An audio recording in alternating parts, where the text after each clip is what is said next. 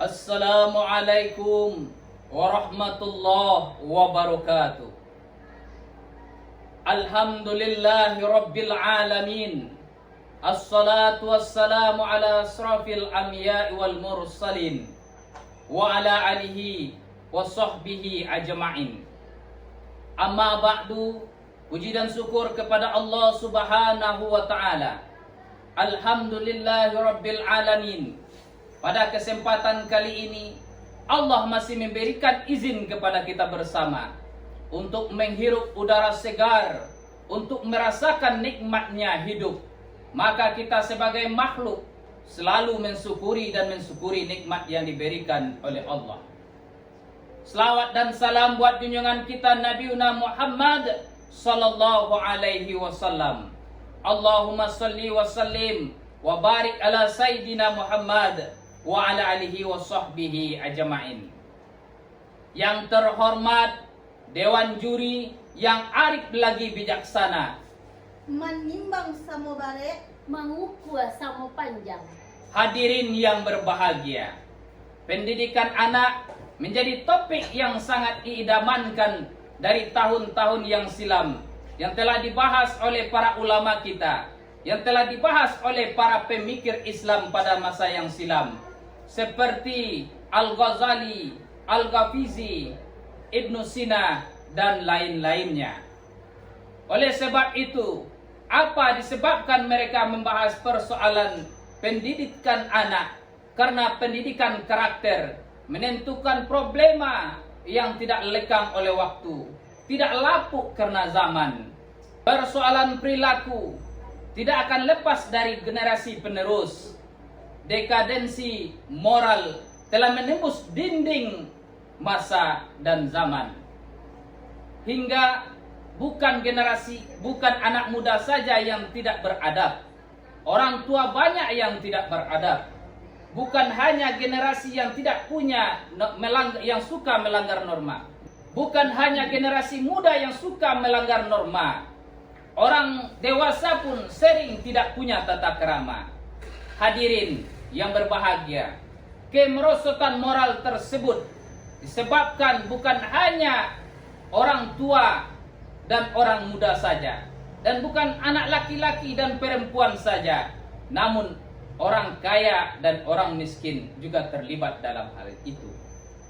Hadirin yang berbahagia, untuk memperluas hal ini, kami memberikan judul Sahril Quran yang berjudul peran keluarga dalam membentuk karakter anak bangsa. Berlandaskan firman Allah di dalam surat At-Tahrim ayat 6 yang akan dibacakan oleh saudara saya berikut ini. A'udzubillahi minasyaitonirrajim.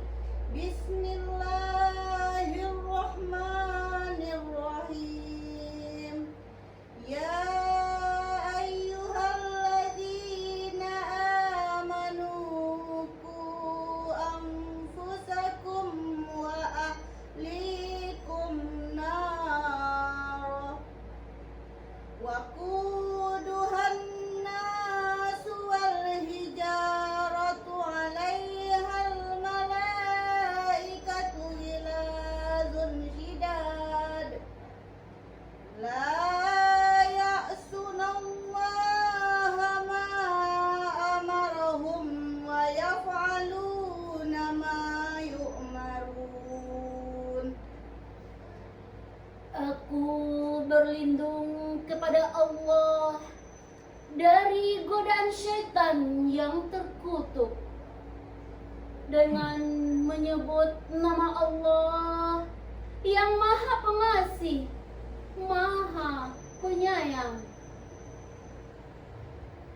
Wahai orang-orang yang beriman, peliharalah dirimu dan keluargamu dari api neraka yang bahan bakarnya adalah manusia dan batu.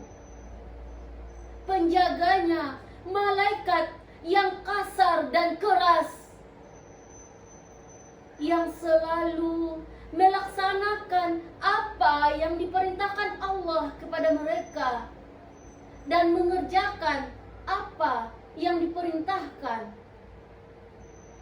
Hadirin yang berbahagia, secara implisit menurut Dr. Muhammad Sulaiman Al-Absari menjelaskan inti dari ayat ini adalah bahwa menyampaikan istri adalah istri yang soleha, yang bisa menjaga diri, keluarga, martabatnya dalam kehidupan sehari-hari. Dan tak kalah penting, dia bisa menjaga keluarga, anak, dan mendidik anaknya dengan baik. Sesuai dengan penyair yang disampaikan oleh Al-Hafiz Ibrahim, Madarasatul Ula. Ibu adalah pendidik pertama dalam keluarga. Menurut Quraisy Shihab menjelaskan bahwa pendidikan harus dimulai dari rumah. Seorang orang tua bertanggung jawab terhadap pendidikan anaknya. Suami istri bertanggung jawab terhadap perilakunya masing-masing. Menurut ayat ini, surat At-Tahrim ayat 6 menjelaskan kepada kita bahwa harus menanamkan pendidikan kepada diri kita sendiri. Dan tak lupa kita menanamkan pendidikan kepada generasi-generasi kita. Kenapa demikian hadirin yang berbahagia? Karena seorang ayah harus bisa menanamkan dan membina orang istrinya dan anaknya. Menanamkan pembelajaran agama terhadap istri dan anaknya. Ibu harus bisa mendidik anak-anaknya. Dan kita semua harus mampu mendidik diri kita masing-masing dalam pendidikan agama dan akhlak. Dalam konteks ini, orang tua tidak hanya mendidik anak-anaknya dan menumbuhkan anak-anaknya secara fisik, namun mereka harus berkewajiban mendidik anaknya secara moral dan akhlak, serta menanamkan nilai-nilai agama dalam kehidupannya sehari-hari. Hadirin yang berbahagia, ini sesuai yang diungkapkan oleh Nabi Yakub kepada anak-anaknya. Ma ta'buduna min ba'di. Anakku, setelah ayah tiada, siapa yang akan kau sembah? Jangan kita pikirkan kalau seandainya persoalan perut kita pikirkan kepada anak-anak kita, maka merugi kita sebagai orang tua. Sesuai yang disampaikan oleh Nabi Yakub kepada anak-anaknya, ma ta'kuluna min ba'di. Wahai anakku, setelah ayah tiada, apa yang akan engkau makan? Hadirin yang berbahagia, kalau kita lihat apa yang disampaikan oleh Nabi Yakub kepada anaknya, bahwa menekankan kepada kita untuk membentuk karakter generasi muda dan karakter anak bangsa di masa-masa yang akan datang, maka kita sebagai makhluk yang diciptakan oleh Allah Subhanahu wa taala berperan penting dalam meneruskan hal ini, agar di masa-masa yang akan datang kita tidak dipimpin oleh orang yang sering berdusta, kita tidak akan dipimpin oleh orang-orang yang sering korupsi, dan kita tidak akan dipimpin oleh orang-orang yang suka menfitnah dan mengadu domba.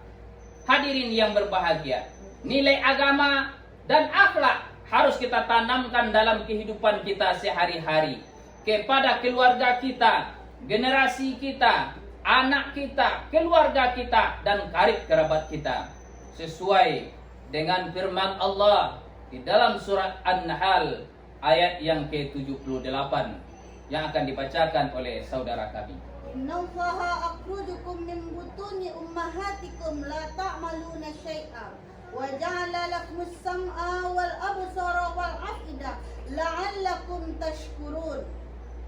Sesungguhnya Allah telah mengeluarkan kamu dari perut ibumu dalam keadaan tidak tahu satu pun. Dan Dia memberimu pendengaran, penglihatan, dan hati nurani agar kamu bersyukur. Hadirin yang berbahagia, Dalam tafsir Jalalain menjelaskan bahwa Allah telah memberikan kepada kita amanah yang dititipkan kepada ibu kita, bahwa kita harus bisa menjaga indera kita, indera penglihatan, pendengaran, hati, agar kita bersyukur kepada Allah Subhanahu wa taala. Hal ini ditambahkan oleh Muhammad Quraisy Shihab dalam tafsirnya, bahwa dalam kehidupan sehari-hari kita harus menanamkan pendidikan kepada generasi kita. Kita harus menanamkan pendidikan kepada diri kita. Itulah yang akan menjadi ladang ketika kita akan menghadapi kehidupan di masa-masa yang akan datang. Karena pendidikan sangat penting untuk membentuk generasi-generasi penerus nantinya. Tak ada gading yang tak retak, tak ada manusia yang tak bersalah. Sebaik-baik manusia bersalah, menyadari akan kesalahannya dan bertobat kepada Allah Subhanahu wa taala. Akhirul kalam. Assalamualaikum warahmatullahi wabarakatuh.